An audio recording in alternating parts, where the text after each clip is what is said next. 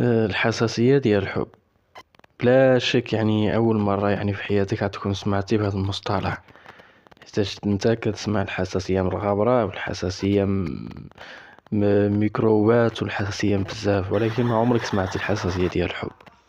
فعلا كاين الحساسية ديال الحب.